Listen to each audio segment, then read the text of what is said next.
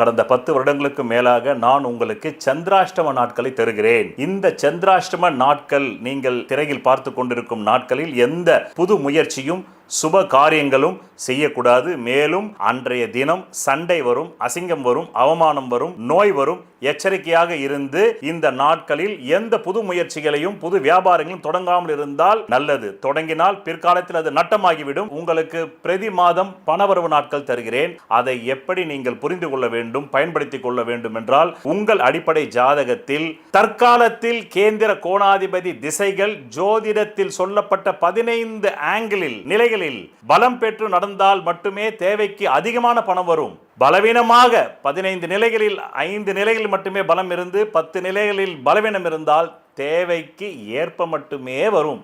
அது கூட இல்லை என்றால் தேவைக்கு மிக மிக குறைவாக வரும். இந்த திசை இல்லாமல் வேறு எந்த திசை உங்கள் ஜாதகத்தில் நடந்தாலும். நன்றி, வணக்கம்.